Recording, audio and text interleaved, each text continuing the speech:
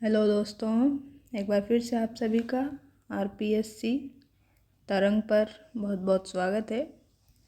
हमने राजस्थान के प्रमुख त्यौहार कंप्लीट कर लिए हैं। अब इसी सीरीज में हम इसको आगे बढ़ाते हैं। तो आज हम त्यौहार के बाद में यहाँ पे पढ़ने वाले हैं राजस्थान के प्रमुख मेले। तो उत्सव, त्यौहार और मेले आपके सिलेबस में दिया रहता है, चाहे आप फर्स्ट ग्रेड की तैयारी करें, चाहे सेकंड ग्रेड की, या फिर रीट की, या फिर कोई भी अदर राजस्थान वाले की करेंगे तो सब में ये टॉपिक कॉमन रहते हैं। तो आप उसके लिए भी ये वीडियो कंसिडर कर सकते हैं। तो आज हम पढ़ेंगे राजस्थान के प्रमुख मेले, फेमस फेयर्स इन राजस्थान। तो राजस्थान में एक कहावत प्रचलित है, 7 वार 9 त्यौहार। मतलब 7 दिनों में यहाँ पे 9 त्यौहार होते हैं। मतलब हर दिन तो त्यौहार होता ही होता है, एक दिन में 2 त्यौहार भी हो जाते हैं। तो इसलिए राजस्थान में ये कहावत प्रचलित है कि 7 वार 9 त्यौहार, अर्थात 7 दिनों में यहाँ 9 त्यौहार होते हैं। और यहाँ की जो संस्कृति है वो हमें लोक उत्सव मेलों में दिखाई देती है। और ये जो त्यौहार, उत्सव और मेले होते हैं इस प्रकार से बनाए गए हैं कि जो मौसम, समय और लोक भावना सबका कॉम्बिनेशन इनमें क्या है, दिखाई देता है अपन को। और ये जो है अक्सर फसल की कटाई के समय, बदलते मौसम के समय आम जन को एक नवीन ऊर्जा, मतलब न्यू एनर्जी प्रोवाइड करते हैं। तो इससे क्या है, लोगों को मानसिक शांति मिलती है, मेंटल पीस मिलता है, आनंद की अनुभूति होती है। और सभी इन मेलों को, उत्सवों को लेकर बहुत ज़्यादा उत्साहित होते हैं। तो इसी तरह से राजस्थान में कुछ त्यौहार और मेले मनाए जाते हैं जो बहुत ही प्रसिद्ध है। तो आज हम कुछ मेलों की झलक यहाँ पे देखेंगे। तो सबसे पहले हम यहाँ पे एक बार फिर से जो हिंदू कैलेंडर है हमारा, उसके महीनों को रिवाइज कर लेते हैं, क्योंकि उसके अनुसार ही हमें तिथियाँ वगैरह याद रखनी पड़ेगी यहाँ पर। तो सबसे पहला अपना आता है चैत्र माह, फिर आता है वैशाख, ज्येष्ठ, आषाढ़, श्रावण, भाद्रपद, आश्विन, कार्तिक, मार्गशीर्ष, पौष, माघ, फाल्गुन। तो चैत्र माह अपना मार्च से अप्रैल, जो कि अभी चल रहा है, अपना स्टार्ट हो गया है चैत्र माह। मार्च से अप्रैल के बीच को कहा जाता है। वैशाख अप्रैल से मई, फिर मई से जून वाला ज्येष्ठ हो जाएगा, आषाढ़ हो जाएगा जून जुलाई वाला, श्रावण में बारिश आने लग जाती है जुलाई अगस्त के टाइम पे, भाद्रपद अगस्त सितंबर, आश्विन में सितंबर अक्टूबर, कार्तिक में अक्टूबर नवंबर, और मार्गशीर्ष में नवंबर दिसंबर का महीना, पौष में दिसंबर जनवरी, और माघ में जनवरी फरवरी, और फाल्गुन में क्या होता है, फरवरी मार्च का महीना है। और फाल्गुन मास में होली मनाई जाती है, जो कि अपने इस बार 14 मार्च की रहेगी। तो चलिए अब आगे वीडियो को देखते हैं। तो मेले और त्यौहार जो है मनुष्य की आत्मा होते हैं, ये किसने कहा था? तो ये कहा था पंडित जवाहरलाल नेहरू ने। तो यहाँ से क्या है, अपने सीधे सीधे क्वेश्चन कभी कभी पूछ लिए जाते हैं। तो आपको यहाँ पे ये याद रखना है कि मेले और त्यौहार को मनुष्य की आत्मा किसने कहा? तो पंडित जवाहरलाल नेहरू ने कहा। अब राजस्थान में सर्वाधिक मेले कहाँ पे लगते हैं? तो सर्वाधिक मेले लगते हैं डूंगरपुर ज़िले में। यहाँ पे लगभग 21 मेले लगते हैं। अब सर्वाधिक मेले पूछे, सिर्फ मेले, तो डूंगरपुर जाना है। और सर्वाधिक पशु मेले पूछे तो आपको नागौर चले जाना है। तो पशु मेले सबसे ज़्यादा नागौर में लगते हैं। तो ये दोनों फैक्ट पे आपको डायरेक्ट याद होने चाहिए, कभी कभी ये भी पूछ लिया जाता है डायरेक्ट। अब हमने बेसिक चर्चा अभी ऊपर की थी, त्यौहार, मेले और उत्सव तीनों के बारे में कॉमन। अब मेले के बारे में थोड़ा यहाँ पे देख लेते हैं। तो मेलों का अर्थ क्या होता है? मेलों का अर्थ है एक स्थान विशेष पर जन समूह का मिलना और उत्सवों का मनाना। मतलब एक कोई प्लेस होगा, ये कोई प्लेस है, यहाँ पर सभी व्यक्ति आएंगे, मिलेंगे और एक दूसरे से मिलेंगे और इसको सेलिब्रेट करेंगे। तो इस तरह से मेले का रूप ये आयोजित किया जाता है और अपनी संस्कृति को यहाँ पे दिखाया जाता है मेले में। तो ये होता है मेले का एक सामान्य अर्थ। अब लोक जीवन पूरी सक्रियता से मेलों और त्योहारों का आयोजन में शामिल होता है। इससे यहाँ की लोक संस्कृति जीवंत हो उठती है। मतलब लोक संस्कृति एक बार फिर से आपको यहाँ पे दिखाई देती है। और इन उत्सव, त्यौहार और मेलों में अपने गीत और अपनी संस्कृति दिखाई जाती है। तो राजस्थान में अपने जो भी मेले लगते हैं तो आपको यहाँ पे दिखता होगा कि राजस्थान की संस्कृति झलकती है, यहाँ के लोकगीत भी गाए जाते हैं। इसी टाइप से आप अन्य स्टेट में जाएंगे तो वहाँ के मेलों में वहाँ की संस्कृति दिखाई जाती है। तो इसी तरह से मेले यहाँ पे चलते रहते हैं और सबको पसंद भी होते हैं मेले। तो ये बात हुई मेलों की बेसिक। अब क्या है, प्राय इन मेलों और त्योहारों के मूल में क्या होता है, धर्म होता है। किंतु कई मेलों और त्यौहार अपने सामाजिक और आर्थिक महत्व के कारण भी अत्यधिक प्रसिद्ध होते हैं। तो अब बात करते हैं जो मेन मेले हैं तो उनके बारे में, जो डायरेक्ट आपसे पूछ लिए जाते हैं कि कहाँ पर ये मेला भरा जाता है। तो ये अजमेर में जो है पुष्कर जी का मेला लगाया जाता है। पुष्कर मंदिर है जो कि ब्रह्मा जी का मंदिर है अजमेर में। तो यहाँ पर ये मेला लगता है, पुष्कर मेला। इसको रंगीन मेला भी कहते हैं। अन्नकूट महोत्सव पर नाथद्वारा का मेला लगता है। नाथद्वारा कहाँ पर स्थित है, तो नाथद्वारा आपके है राजसमंद जिले में स्थित है। यहाँ पे क्या लगता है, अन्नकूट महोत्सव लगता है जन्माष्टमी के अवसर पर। अब सवाई माधोपुर के शिवाड़ क्षेत्र में क्या लगता है, महाशिवरात्रि का मेला लगता है, जो कि अभी महाशिवरात्रि इस साल 2025 की अपने कब थी, 26 फरवरी को। तो यहाँ पे इस टाइम पे सवाई माधोपुर के शिवाड़ क्षेत्र में क्या लगा था, मेला लगता है हर बार। और चूरू जिले के सालासर हनुमान जी का मेला भी प्रसिद्ध है। तो जो चूरू जिला है वहाँ का सालासर हनुमान जी का मेला भी प्रसिद्ध है। अब नागौर जिले की बात करते हैं तो नागौर जिले में गोठ मांगलोद में दधी माता का मेला प्रसिद्ध है। ये क्वेश्चन कई बार पूछा गया कि दधी माता का मेला कहाँ पर लगता है। तो आपको ऑप्शन में नागौर ना देकर कभी कभी गोठ मांगलोद दे दिया जाता है। तो आपको ये भी याद रखना है कि नागौर में भी कौन सी जगह पे गोठ मांगलोद में है। तो इसको इम्पोर्टेंट मार्क कर लें और लिख लें। अब बात करते हैं उदयपुर की। तो उदयपुर के पास में क्या है, उदयपुर के पास में चार भुजानाथ का मेला लगता है। और करौली में तो आप सभी जानते ही होंगे केला मैया का मेला लगता है। यहाँ पे लांगुरिया गीत भी गाए जाते हैं। अभी हम ये मेले डायरेक्ट पढ़ रहे हैं, इनके बारे में डिटेल से भी अभी हम देखेंगे कि ये मेला कहाँ पे लगता है और किस लिए प्रसिद्ध है। तो कुछ मेलों की हम यहाँ पे डिटेल में चर्चा करेंगे। अब करौली में केला देवी का मेला हो गया। अब एकलिंग जी में शिवरात्रि का मेला लगता है। तो शिवरात्रि पे दो मेले हो गए आपके, कौन कौन से, एक तो सवाई माधोपुर में हो गया शिवाड़ में, और एक ये हो गया एकलिंग जी का मेला। अब है केसरिया जी का धुलेव मेला।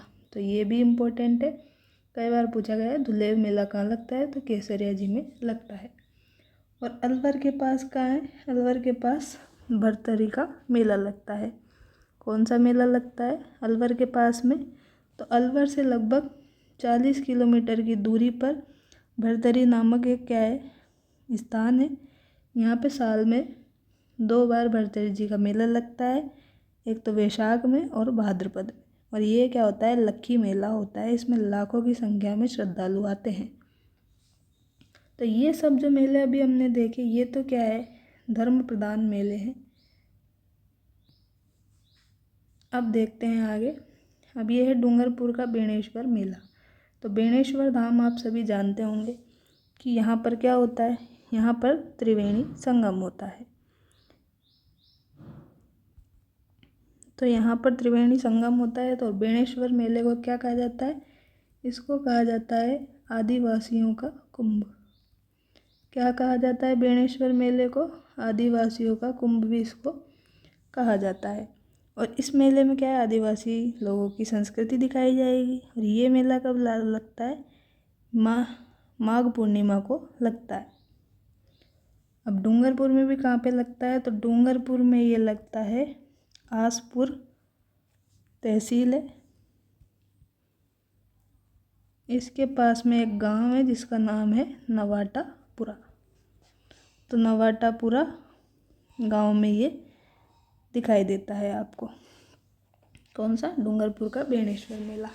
अब आप कमेंट बॉक्स में लिखिए कि ये जो मेला है कौन कौन सी नदियों के संगम पे दिखाई देता है आपको। अब 12 जिले की शाहबाद तहसील में कौन सा मेला लगता है, तो शहरियों का सीताबाड़ी मेला लगता है यहाँ पे। तो ये दोनों मेले क्या हैं, आदिवासियों के मेलों का प्रतिनिधित्व करते हैं, मतलब आदिवासी मेले हैं ये दोनों, बेणेश्वर का मेला और शहरियों का सीताबाड़ी मेला। तो ये दोनों पूछे गए हैं कई बार, तो ये भी इम्पोर्टेंट लगाना है आपको कि सीताबाड़ी मेला कहाँ लगता है। एक तो ये पूछ सकता है, तो ऑप्शन में दिया जाएगा शाहबाद तहसील बारा। और पूछ ले कि सीताबाड़ी मेला किस जनजाति का है, तो सहरिया जनजाति का है। स से सीताबाड़ी, स से सहरिया, तो ये आपको कोई प्रॉब्लम यहाँ पे नहीं होगी। अब बात करते हैं आगे। तो पर्वतसर ये कहाँ पे स्थित है, ये है नागौर जिले में स्थित। तो पर्वतसर नागौर में क्या लगता है, तेजा जी का मेला लगता है। क्या लगता है यहाँ पे, पर्वतसर नागौर में तेजा जी का मेला लगता है। पोखरण के रुणीचा में क्या लगता है, रामदेव जी का मेला लगता है। और कोलूगढ़ में क्या लगता है, पाबू जी का मेला। ददरेवा में गोगा जी का मेला लगता है। आदि लोक नायकों के मेले हैं, ये हमने लोक देवता में पढ़े थे, तो उनके मेले हैं ये। पर्वतसर नागौर में तेजा जी का मेला, पोखरण में रुणीचा में, पोखरण के भी रुणीचा धाम में रामदेव जी का मेला, कोलूमंड में बाबू जी का मेला, ददरेवा हनुमानगढ़ में गोगा जी का मेला लगता है। तो ये हमने बात कर ली लोक देवताओं के मेलों की, इधर बात की हमने आदिवासियों के मेलों की, और यहाँ पे हमने बात की थी धर्म प्रधान मेलों की। अब देखते हैं मौसमी मेले, मतलब मौसम के अनुसार ये मेले आते हैं। तो ये आता है एक तो तीज का और गणगौर का, ये ज़्यादा फेमस है इसलिए यहाँ पे यही दिए हैं। अब आगे हम देखते हैं इनकी और चर्चा। तो यहाँ पर देखें, ये जो आपको इम्पोर्टेंट फैक्ट दिए जा रहे हैं, यहाँ से डायरेक्ट क्वेश्चन बनते हैं, तो आप इनको डायरेक्ट याद रखें। तो यहाँ दिया गया है, देखिए क्या दिया है, भील जनजाति का कुंभ किसको कहा जाता है, तो ये कहा जाता है घोटिया अम्बा माता मेले को। और ये कहाँ लगता है, तो ये है बांसवाड़ा जिले में लगता है। और ये है क्या है, आदिवासियों का दूसरा कुंभ है। पहला कौन सा था, पहले पढ़ा था अभी थोड़ी देर पहले, बेणेश्वर मेला, जो कि कहाँ पे लगता है, डूंगरपुर जिले की आसपुर तहसील के नवाटापुरा गांव में लगता है। तो ये तो हो गया इनका आदिवासियों का पहला कुंभ। और दूसरा पूछे आपसे, तो दूसरा पूछे तो आपको बता देना है कौन सा, घोटिया अम्बा माता का मेला। अब इसको आप याद कैसे रखेंगे, तो इसको आप याद रखेंगे, भी का भी ले लेंगे, यहाँ से भी का भी लेंगे, और यहाँ से ले लेंगे घोटिया का घो, तो आपके पास में आ जाएगा भीगो। तो भी से हो गया भील जनजाति, और घो से हो गया आपका घोटिया अम्बा माता का मेला।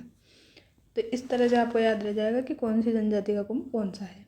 अब बात करते हैं मीणा जनजाति का कुंभ। तो मीणा जनजाति का कुंभ कहलाता है गौतमेश्वर मेला। ये कहाँ पे लगता है, ये लगता है अरनोद गांव, प्रतापगढ़ जिले में। तो ये है, या इसको कैसे याद रखेंगे, इसको याद रखेंगे मी गो से। तो मी से हो गया आपके मीणा जनजाति, गो से हो गया आपके ये गौतमेश्वर मेला, जो कि कहाँ लगता है, अरनोद प्रतापगढ़ में। अब बात करते हैं गरासिया जनजाति का कुंभ। तो गरासिया जनजाति का कुंभ जो है, ये कहते हैं गौर मेले को। ये कहाँ पे लगता है, ये सिरोही जिले में आयोजित किया जाता है। इसको याद रखेंगे गग्गो से। तो गग्गो, ग से हो गया गरासिया, गो से हो गया गौर मेला। इसी तरह सहरिया जनजाति का कुंभ है। तो सहरिया का अभी हमने कुछ देर पहले पढ़ा था ऊपर, वो होता है सीताबाड़ी का मेला। ये लगता है आपके बारां जिले में, और बारां जिले में भी मैंने क्या बताया था आपको, शाहगढ़ तहसील में, सॉरी शाहगढ़ नहीं, शाहबाद तहसील बारां जिले में ये मेला लगता है, सीताबाड़ी का मेला। तो ये हो गया सहरिया का। तो ये हो गया सी, रस्सी की जगह आपको सी याद रखना है। तो से हो गया सहरिया, सी से हो गया सीताबाड़ी। अब रखना है आपको कंजर जाति का महाकुंभ। तो कंजर जाति का महाकुंभ लगता है चौथ माता मेला, जो कि सवाई माधोपुर डिस्ट्रिक्ट में स्थित है। और सी के भी मतलब चौथ का बरवाड़ा। तो इस चौथ का बरवाड़ा को ये शॉर्ट में सी के भी बोला जाता है यहाँ पे। ये चौथ का बरवाड़ा लगभग सवाई माधोपुर से 22-23 किलोमीटर की दूरी पर स्थित एक गांव है। तो इसको याद रखना है कंचो। तो कंचो तक का से हो गया आपने कंजर जनजाति, और चौ से हो गया अपना चौथ माता मेला। तो इस तरह से आपको ये याद रखने हैं। एक बार फिर से मैं आपको रिवाइज करा देती हूँ फटाफट से। तो यहाँ आप देखें, तो यहाँ देखें भील जनजाति का कुंभ है, भीगो से याद रखना है। भील घोटिया अम्बा माता, घोटिया अम्बा कहाँ पे स्थित है, तो बांसवाड़ा जिले में स्थित है। आदिवासियों का दूसरा कुंभ कहते हैं। आदिवासियों को पहला कुंभ किसे कहते हैं, बेणेश्वर धाम मेले को, जो कि डूंगरपुर जिले में आसपुरा तहसील में आसपुरा तहसील में नवाटापुरा गाँव में आयोजित किया जाता है। सेकंड नंबर पे आपको याद रखना है मीणा जनजाति का कुंभ। तो मीणा जनजाति को कैसे याद आया था, मी घो से। तो मी से हो गया मीणा जनजाति, घो से हो गया घोटिया अम्बा माता मेला, जो कि कहाँ पे लगता है, मी घो नहीं, मी गो, आई एम गो, ऐसे आप इसको याद रख सकते हैं। तो मी गो से हो गया ये गौतमेश्वर मेला, जो कि अरनोद प्रतापगढ़ में लगता है। मी से हो गया मीणा जनजाति। अब ग से आपको गरासिया जनजाति का कुंभ याद रखना है। तो ये कैसे याद रखा था आपने, ये याद रखा था आपने गो से। तो ग से हो गया गरासिया जनजाति, गो से हो गया गौर मेला, जो कि सिरोही जिले में लगता है। सहरिया जनजाति का आपने रस्सी की जगह सस्सी आपको याद रखना है। तो स से हो गया सहरिया, सी से हो गया सीतावाड़ी का मेला, जो कि कहाँ लगता है, बारां जिले में लगता है, शाहबाद तहसील में लगता है, और वैशाख पूर्णिमा को लगता है। और एक बार और लगता है भाद्रपद में भी। तो 2 बार ये मेला यहाँ पे आयोजित किया जाता है। तो कंजर जनजाति का बचा है। कंजर जनजाति को आपने कैसे याद रखा, कंचे खेलते हैं हम बचपन में, तो चो से इसको याद रखना है, कंजर जनजाति। और चौ से आपके पास में हो गया चौथ माता मेला, जो कि कहाँ पे स्थित है, CKBSWM, मतलब चौथ का बरवाड़ा सवाई माधोपुर में स्थित है। चलिए अब आगे चलते हैं। आदिवासियों का कुंभ। आदिवासियों का कुंभ पहला वाला किसको कहा जाता है, अभी हमने देखा बेणेश्वर धाम को कहा जाता है। कहाँ पे स्थित है, नवाटापुरा गांव में स्थित है, डूंगरपुर जिले में। तहसील भी लिख देती हूँ मैं, आसपुर तहसील, या आसपुर की जगह कभी कभी आशापुरा भी आ जाता है, तो आप टिक कर सकते हैं। अब मैंने आपसे अभी थोड़ी देर पहले पूछा था वीडियो के शुरू में, कौन सी नदियों के त्रिवेणी संगम पे लगाया जाता है। तो यहाँ पे लिखा हुआ भी है, माही, सोम और जाखम नदी के त्रिवेणी संगम पर ये मेला आयोजित किया जाता है। और यहाँ पे क्या है, एक टूटे हुए शिवलिंग की पूजा की जाती है। वैसे तो हम टूटे हुए मूर्ति या शिवलिंग को अशुभ मानते हैं, लेकिन यहाँ पर एकमात्र यह ऐसा मंदिर है जहाँ पर एक टूटे हुए शिवलिंग की पूजा की जाती है। अब इसको क्या कहते हैं, और आदिवासियों का पहला कुंभ तो ये है ही, इसके अलावा इसका नाम है वागड़ का सबसे बड़ा मेला, या फिर वागड़ का कुंभ भी इसको कहते हैं। किसको, बेणेश्वर धाम मेले को, जो कि नवाटापुरा गांव, डूंगरपुर, आसपुरा तहसील में लगाया जाता है। तो ये मैंने कम से कम आपको अभी तक 4 बार बता दिया है, तो आपको यही याद हो जाना चाहिए। एग्ज़ाम में आपके ये क्वेश्चन गलत नहीं होना चाहिए। हमारा मोटो यही है कि आपकी क्लास की चीज़ें क्लास में ही याद हो। बहुत ज़्यादा प्रॉब्लम रहती है बच्चों को, तो इसको सॉल्व कराने के उद्देश्य से ये वीडियो बनाया जा रहा है। तो अगर आपको ये वीडियो अच्छा लगता है, आपकी कुछ भी हेल्प होती है, तो आप वीडियो के लिए कमेंट बॉक्स में ज़रूर लिखें। अगर आपको कुछ इम्प्रूवमेंट कर ज़रूरत लगती है तो आप वो भी लिखें। नेक्स्ट वीडियो में वो हम इम्प्रूवमेंट करने की ज़रूर कोशिश करेंगे, और आपकी हेल्प करने की ऐसे ही कोशिश करते रहेंगे। तो चलिए अब आपका बिना टाइम वेस्ट करते हुए आगे चलते हैं। तो आदिवासियों का पहला कुंभ हम देख चुके थे। अब दूसरा कुंभ हमने वापस से यहाँ पे लिखा है, ताकि आपको बार बार चीज़ें रिवाइज हो। बार बार चीज़ें रिवाइज होने से क्या होता है, हमें यही याद हो जाता है। एक बार आप रिवाइज करेंगे तो आपको सब पता चल जाएगा। अब देखिए, दूसरा कुंभ हमने देखा ही था अभी थोड़ी देर पहले, घोटिया अम्बा माता मेले को कहते हैं। और इसको हमने कैसे याद किया था, इसको हमने याद किया था कैसे, इसको हमने शुरू में अभी याद किया था भी घो से। तो भी से क्या याद किया था हमने, भील जनजाति। घो से क्या हो गया था अपने, घोटिया अम्बा माता मेला। कहाँ पे लगता है यार, ये बांसवाड़ा में। तो भीगो भी आपका यहाँ पे रिवाइज हो गया, ठीक है। और ये कहाँ पे लगता है, तो ये लगता है बांसवाड़ा ज़िले में। बांसवाड़ा ज़िले में भी बारी गांव में ये आयोजित होता है। तो इतना आपको रिवाइज हो गया। अब बात करते हैं राजस्थान का, या फिर मेरवाड़ा का कुंभ किसको कहते हैं। तो राजस्थान या मेरवाड़ा का कुंभ कहते हैं पुष्कर मेले को। इसको रंगीन मेला भी कहते हैं। ये लगता है अपने अजमेर ज़िले में। कब लगता है ये? कार्तिक मास की पूर्णिमा को ये मेला आयोजित किया जाता है। तो ये आपको याद रखना है, वेरी इंपॉर्टेंट लगा देना है, कई बार एग्जाम में यहाँ से क्वेश्चन पूछा गया। अब बात करते हैं मारवाड़ का अर्धकुंभ और मारवाड़ का कुंभ। एक साथ याद रखेंगे तो कोई कन्फ्यूज़न का चांस ही नहीं रहेगा। यहाँ पे ध्यान से देखें, यहाँ मैंने लिखा है मेरवाड़ा, यहाँ लिखा है मारवाड़, तो दोनों क्या है? अलग अलग है। यहाँ पे भी मारवाड़ लिखा है। तो राजस्थान या मेरवाड़ा का कुंभ तो कहते हैं पुष्कर मेले को, और मारवाड़ का कुंभ कहते हैं रामदेवरा मेले को, जो कि कहाँ पे लगता है? रुणीचा धाम में लगता है, पोखरण में, जैसलमेर में लगता है। ठीक है। अब ये भी कौन से लोक देवता के लिए लगता है, ये भी अभी हमने थोड़ी देर पहले ही पढ़ा था। तो यहाँ पे नाम में ही आ रहा है रामदेवरा मेला, तो रामदेव जी का मेला ही है ये। ठीक है। अब बात करते हैं कुंभ की, तो बात कर ली हमने मेरवाड़ा का कुंभ और मारवाड़ का कुंभ।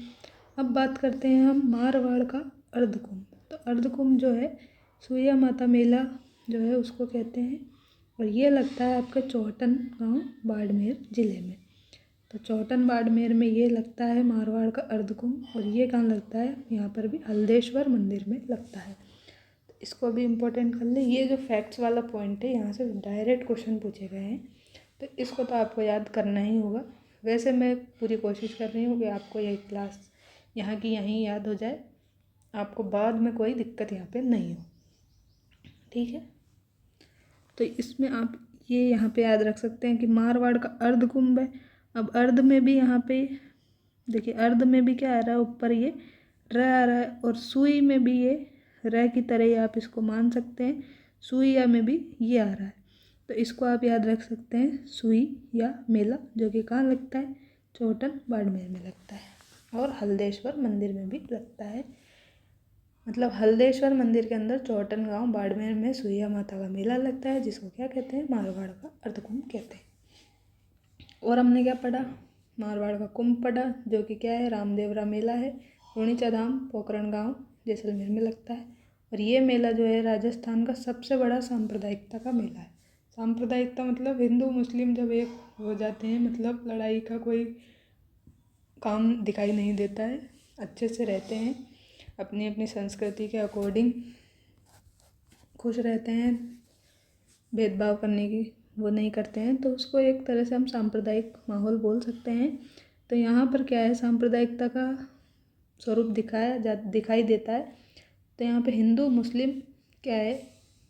रामदेव जी को मानते हैं, तो इसीलिए इसको क्या कहते हैं? सबसे बड़ा सांप्रदायिकता का यहाँ पे मेला कहा जाता है रामदेवरा मेला को। तो यहाँ से भी क्वेश्चन पूछा गया है कि सबसे बड़ा राजस्थान में सांप्रदायिक मेला कौन सा है? तो रामदेवरा मेला है, जो कि पोखरण गांव जैसलमेर में लगता है। अब बात करते हैं सिख धर्म का सबसे बड़ा मेला कौन सा है?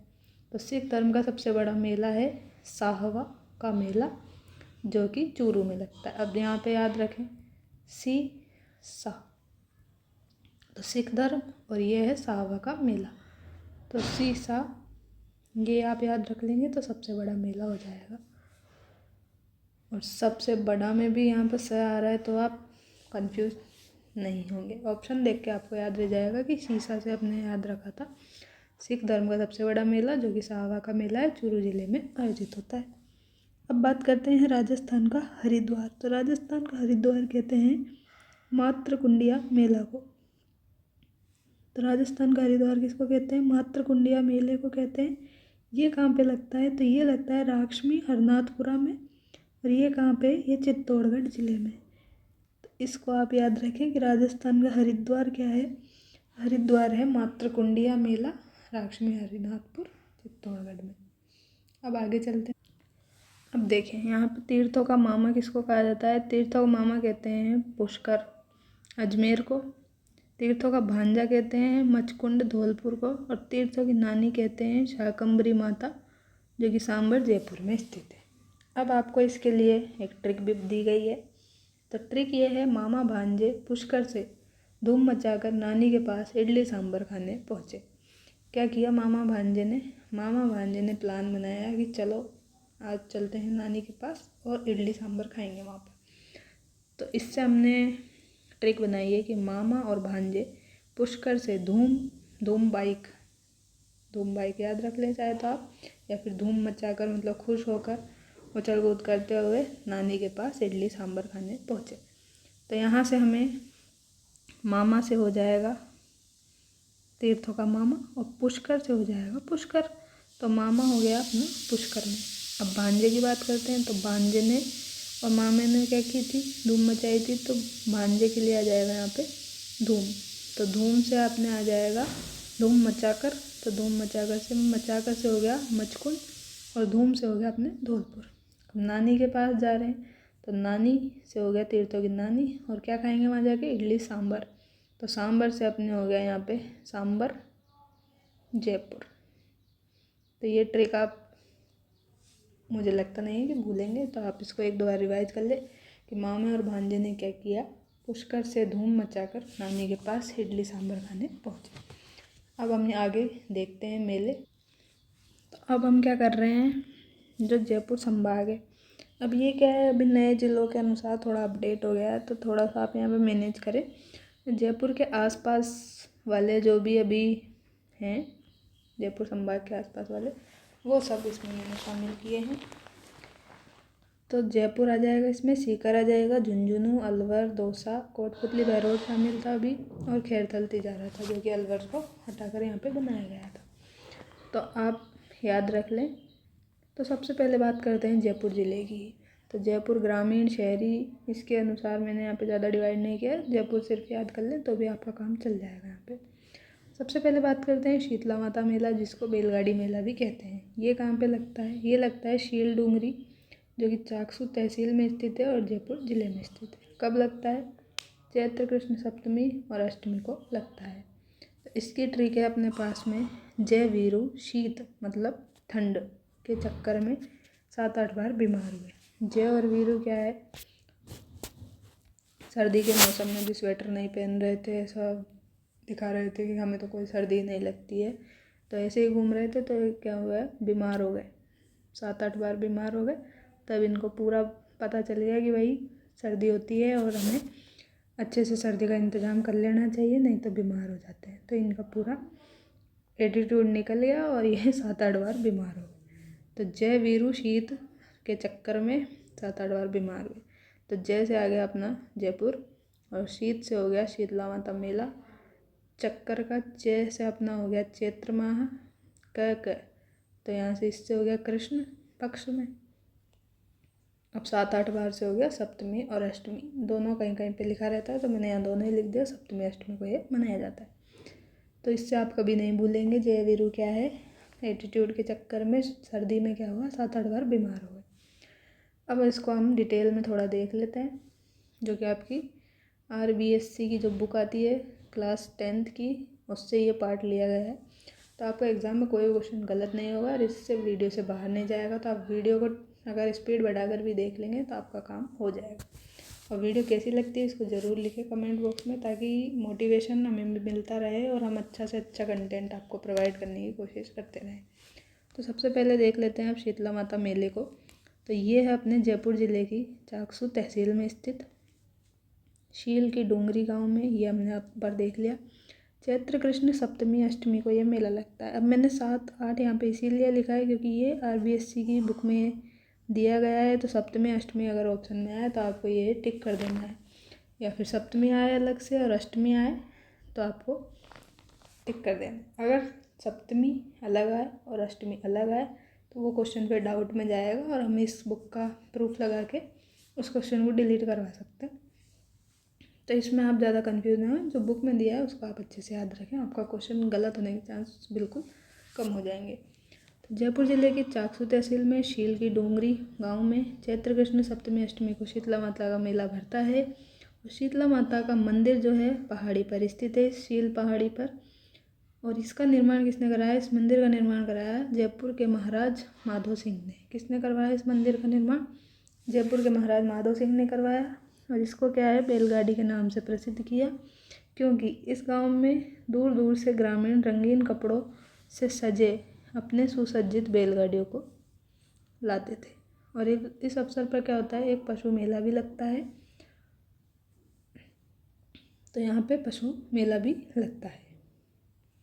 अब शीतला माता जो है, इनको क्या कहते हैं, शीतला माता को मातृ संरक्षिका देवी कहा जाता है। इनके रूप में इनकी पूजा की जाती है। और इन्हें क्या है, उत्तर भारत में मतलब नॉर्थ इंडिया में क्या कहा जाता है, महामाई। और पश्चिम भारत में, वेस्ट इंडिया में इनको माई अनामा। और राजस्थान में अपने में क्या कहा जाता है, राजस्थान में सेड, शीतला और सेडल माता के नाम से जाना जाता है। ऐसी मान्यता है कि माता जी के रुष्ट होने पर मतलब नाराज होने पर क्या हो जाता है, आपके चेचक का प्रकोप होता है। तो हमने यहाँ पे क्या पढ़ा, शीतला माता मेले के बारे में पढ़ा। ये कहाँ लगता है, चाकसू तहसील शीलडुगरी गांव, चैत्र कृष्ण सप्तमी अष्टमी को पड़ता है। मंदिर पहाड़ी पर स्थित है। निर्माण किसने करवाया, सवाई माधो सिंह ने करवाया, महाराज माधो सिंह ने करवाया। बैलगाड़ी नाम से, बैलगाड़ी मेले से भी प्रसिद्ध है। और यहाँ पे देखिए, यहाँ पे हम इसको अलग से लिख लेते हैं। नॉर्थ इंडिया में इसको क्या कहते हैं, नॉर्थ इंडिया में शीतला माता को कहते हैं महामाई। यहाँ लिखा है पश्चिम भारत में, तो वेस्ट इंडिया में क्या कहा जाता है इनको, माई अनामा। और राजस्थान में कहा जाता है सेड, शीतला और सेडल माता। तो माता के नाराज होने से क्या होता है, चेचक रोग हो जाता है, जिसको हम कहते हैं माता जी निकलना या माई आना। अब बात करते हैं आगे। तो ये फैक्ट दिया गया है कि जयपुर के पास भावगढ़ बंद्या गांव में, क्या, भावगढ़ बंद्या गांव में खलकाणी माता गर्दभ मेला आयोजित किया जाता है। गर्दभ मतलब गधा होता है। तो ये मेला आयोजित किया जाता है। गधों का मेला कहाँ लगता है, जयपुर में लगता है, भावगढ़ बंद्या गांव में लगता है। इस मेले में गधों और खच्चरों के अलावा अन्य कोई जानवर नहीं आता है। कहा जाता है कि मेले की शुरुआत 500 वर्ष पहले किसने की थी, कछवाओं ने चंद्रामीणा को युद्ध में हराने की खुशी में की थी। तो इसकी ट्रिक क्या है, गधा मुश्किल से काम करता है। तो गधे को मुश्किल से काम करना पड़ता है, उसको मार मार के काम करवाना पड़ता है। तो इससे हमने ट्रिक बनाई, ये गधा मुश्किल से काम करता है। तो गधा से हो गया आपका गर्दभ मेला, गधा मेला। मुश्किल से हो गया, मुँह से हो गया अपने क्या, माघ। शकील से हो गया शुक्ल, और लय से, शकील से हो गया शुक्ल, और से हो गया आपके सप्तमी। तो माघ शुक्ल सप्तमी को ये मेला लगता है, भावगढ़ बंद्या गांव में, जयपुर जिले में लगता है। अब आगे देखते हैं। तो बाणगंगा मेला कहाँ लगता है, ये लगता है विराटनगर, जिसको बेराट भी कहते हैं। तो ये जो एरिया है जयपुर और अलवर के बीच के एरिया को कहते हैं विराटनगर, बेराट। तो ये मेला लगता है आपके वैशाख पूर्णिमा को। इसकी ट्रिक है, बाण में पूरा विष भरा था। क्या ट्रिक है इसकी, बाण में पूरा विष भरा था। तो बाण से हो गया आपके बाणगंगा, और पू से हो गया पूर्णिमा, और विष से हो गया वैशाख। तो अब देखते हैं आगे, 3rd नंबर पे एलिफेंट फेयर मतलब हाथी मेला कहाँ लगता है। तो ये लगता है आमेर तहसील में, जो कि अपने कहाँ स्थित है, जयपुर ज़िले में स्थित है। अब बात करते हैं आगे, झूला तीज, छोटी तीज, हरियाली तीज या फिर श्रावणी तीज। तो ये सब इसी के ही नाम है। तो ये लगता है, ये मेला श्रावण शुक्ल तृतीया को लगता है, जयपुर में लगता है। तो ये है इसकी ट्रिक, सास बहू ने मिलकर तीज बनाई। तो सास से हो गया अपने श्रावण, से हो गया शुक्ल, और तीज से क्या हो गया, तृतीया। पतंग महोत्सव को मनाया जाता है, पतंग महोत्सव मनाया जाता है अपने मकर संक्रांति को, 14 जनवरी को। इसके बाद में है गणगौर मेला या फिर गणगौर की सवारी। ये 18 दिन तक चलने वाला त्यौहार है, और चैत्र शुक्ल तृतीया को लगाया जाता है। त्रिपोलिया गेट से ये शुरू होता है। कहाँ से, त्रिपोलिया गेट, जयपुर से ये सवारी शुरू होती है। अब इसकी ट्रिक है, महिलाएं पूरी हर्ष और चुस्ती से गणगौर मनाती है। मतलब जब भी आपने देखा होगा राजस्थान में महिलाएं गणगौर के त्यौहार के लिए बहुत उत्साहित होती है, तो हर्ष और उल्लास से भरी रहती है, और उनमें चुस्ती फुर्ती भी रहती है काम करने की। तो इससे हमने ट्रिक बना दी है कि महिलाएं पूरी हर्ष और चुस्ती से गणगौर मनाती है। तो चू से हो गया आपके चैत्र माह, से हो गया शुक्ल पक्ष, और त से हो गया तृतीया। तो चैत्र शुक्ल तृतीया को ये मनाया जाता है। अब गणगौर और भी मनाई जाती है, तो यहाँ पर मैंने ये इसलिए शामिल किया है। अब ये जयपुर संभाग से रिलेटेड नहीं है, लेकिन गणगौर का टॉपिक आया इसलिए हमने ये भी शामिल कर लिया है। तो धींगा गणगौर जो है उदयपुर में मनाई जाती है और ये वैशाख कृष्ण तृतीया को मनाई जाती है। गणगौर है जो सिंपली वो है चैत्र शुक्ल तृतीया को, और धींगा गणगौर जो है उदयपुर की वैशाख कृष्ण तृतीया को मनाई जाती है। इसकी ट्रिक है धींगा गणगौर वाकई ताजुब है उदयपुर की। क्या है? धींगा गणगौर वाकई ताजुब है उदयपुर की। तो वाकई से हो गया आपके वैशाख, कैसे हो गया कृष्ण, ताजुब से हो गया तीज या फिर तृतीया। अब है धींगा गणगौर का बेतमार मेला। यहाँ तो हमने धींगा गणगौर देखी, धींगा गंवर का बेतमार मेला जो है ये लगता है जोधपुर ज़िले में, और वैशाख कृष्ण तृतीया को ही लगता है ये मेला भी।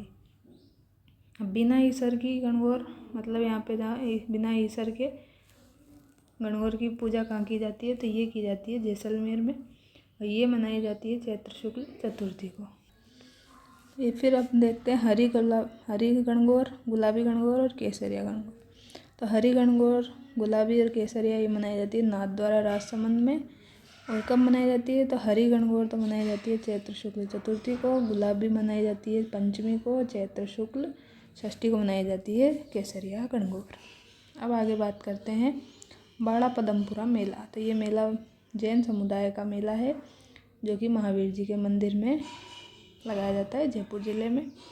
फिर आता है राजस्थान दिवस महोत्सव। ये कब मनाया जाता है? तो ये 30 मार्च को मनाया जाता है। और शाकंभरी माता का मेला जो है सांबर में बढ़ता है चैत्र और आश्विन के नवरात्रों में। तो इस तरह से हमने आज क्या किया, बेसिक मेलों का इंट्रोडक्शन और जयपुर संभाग के जो भी ज़िले आते हैं उसमें से जयपुर को कवर कर लिया है। अब आगे हम बाकी के जो ज़िले अपने बचेंगे उनके अकॉर्डिंग मेलों को कवर करने की कोशिश करेंगे, और क्लास की चीज़ें आपको क्लास में ही याद करवाने की कोशिश की जाएगी। अगर आपको वीडियो अच्छी लगती है तो वीडियो को लाइक करें, चैनल को सब्सक्राइब करें, अपने दोस्तों के साथ शेयर करें। Thank you.